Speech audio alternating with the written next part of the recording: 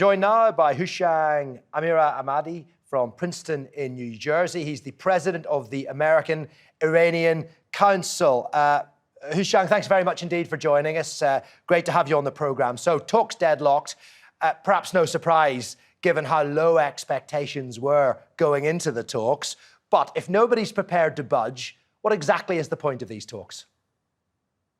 Well, the first thing is that Iran is very worried that even if it was to enter into another agreement, it will not be kept for any longer than the first one was kept.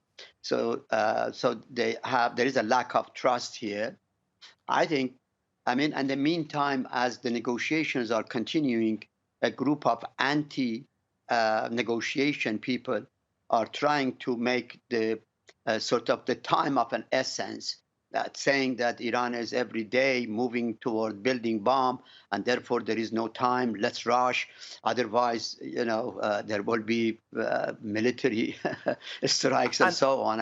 Unfortunately, they are being. And who are these people you're referring to? Who are these anti-negotiation people you're referring to? Israelis in particular, but at the same time also Europeans who are trying to mediate between the U.S. and Iran are not being helpful because they are also rushing the situation. They have lived with a no JCPOA for over a year now, and now suddenly they are rushed into a situation and think that the whole thing has to be over in a week or two or three. I think both sides have to understand that they cannot make time of an essence, that Iran has said that it is not building bomb. Iranian leaders have said that the bomb is indeed prohibited in Islam and all that. So I think to make the time of an essence in this negotiation is the wrong way to go. I think in the meantime, however, I think there is a solution. Okay, but surely Iran must realise that if they want the sanctions to be lifted, they have to stop the nuclear program. But instead, it appears that they continue to enrich uranium, and surely that puts them on a collision course with the US.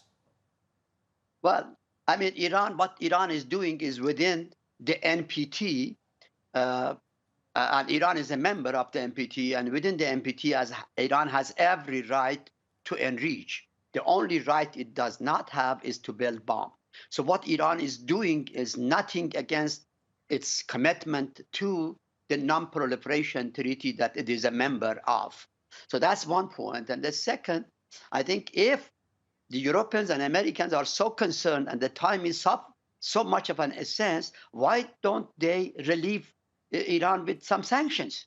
Why not to start taking some sanctions off so that Iran gets some reassurance that it can at least get something in return if it was to stop doing it. In fact, my proposal is perhaps that the US has to, and the Europeans, they have to relieve Iran of some sanctions, and Iran should agree in the interim to freeze its enrichment for a certain time period, and then both sides then can buy time to get into the more substantive negotiations, making time of an essence and putting Iran under pressure and telling them you just have to do all that we want you to do is not going to work, and it is not productive. I'm surprised that the Europeans are doing the same. Israelis are also threatening as Iran has returned to the negotiation. That shouldn't be the case. They all have to cool down. Well, I take your point, and perhaps buying time is certainly a good stopgap measure, but it does feel that the key thing here is not just halting the nuclear program, but dismantling it. Surely that is what the Israelis that you've referred to and the United States would want. And after years of crippling sanctions, is Iran really in a place to be calling the shots or asking for negotiations? Well, Iran is a historic country, a country of 3,000 years of civilization, has had thousands of wars, it has lost a lot of it, but it has stayed put in its place. So to threaten a country like Iran with war or all kinds of sanctions and so on is just the wrong way to go. I think people don't understand that you can actually work with Iran, but some logical way, but as opposed to threatening it. Iran is not going to respond to threat.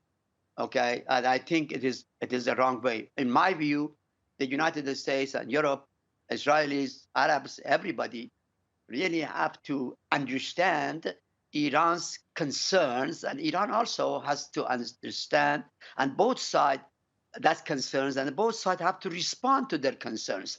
Iran has concerns about the way it has been treated by the West, for example, or Israelis. And Israelis and Americans are also concerned the way the Islamic Republic has been doing things.